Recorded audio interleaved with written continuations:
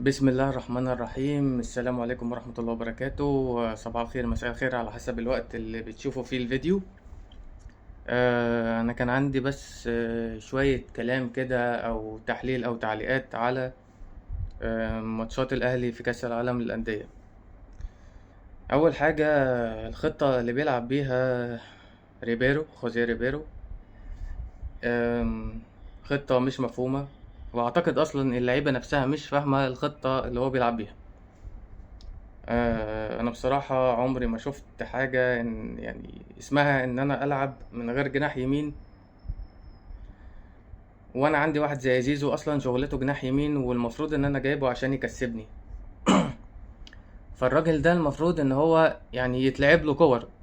احنا لما جينا نمسك المباراتين اللي اتلعبوا، الكرة بتيجي توصل لنص الملعب، نص الملعب يحدفها شمال عند تريزيجيه، مفيش حد بيبص يمين.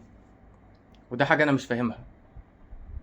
يعني احنا معطلين الجبهة اليمين، موقفين محمد هاني لوحده في الحتة اللي هناك، وهو اصلا يعني طبيعي ان هو ما يقدرش يشيل كل الكلام ده. يعني هو مش هيقوم بجبهة لوحده، مش هيلعب باك رايت وجناح رايت برضه في نفس الوقت.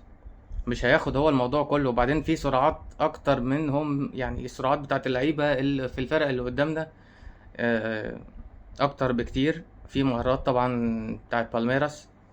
بالميراس دي لعيبة برازيلية أكتريتها، ولاعيبة لاتين أو لاتين أمريكا أو أمريكا الجنوبية إن جنرال يعني. فدول لعيبة عندهم يعني مستوى مختلف تماما. فاحنا برضو مبدئيا يعني لما تيجي تشوف أو المقارنات بين المستوى بتاع الأهلي في عالميا في فرق كبير.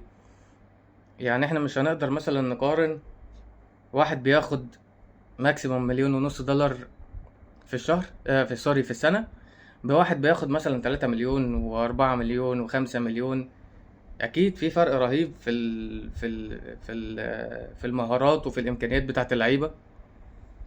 آم، فده للأسف المشكلة إن الناس أو اللعيبة كانت شايفة نفسها أو فاكرة نفسها إن هي أفضل حاجة. بس أنت لما تيجي تقارن نفسك بالمستوى العالمي فما تحاولش. يعني عشان تحاول أو عشان تبدأ تتكلم في مقارنات بمستوى عالمي، فأنت محتاج تجيب لعيبة عالمية. فاحنا على الأقل يعني احنا كنا لو محتاجين نجيب لعيبة مثلا، يعني محتاجين ما نجيب مهاجم عالمي أو مثلا جناحين عالميين، نجيب مثلا 2 3 لعيبة هتبقى متكلفة شوية، بس عشان تظهر في المستوى بتاع كأس عالم الأندية بمنظر أفضل من اللي احنا شايفينه. فالخطة اللي هو بيلعب بيها ده كلام مش مظبوط تماما. اللعيبة اللي معاك مش هتقدر تستوعب اللي انت بتقوله في حوالي حتى شهر ولا شهرين، ده مستحيل. رقم 2، في ناس كتير مش واقفة على رجليها بدنيا أصلا بما إنها نهاية موسم.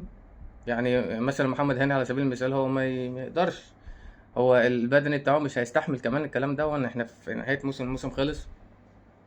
فمش هيقدر يستحمل الكلام ده، مش هيقدر يستحمل ان هو يعني ياخد من بوكس تو بوكس، من جهة الرايت على الخط، ياخد الخط رايح جاي. فدي بحد ذاتها مشكلة. طبعا انا مش فاهم هو مصر على بعض اللعيبة. يعني دلوقتي مثلا مستوى تريزيجيه متأثر نفسيا. فمتأثر نفسيا دي مشكلة.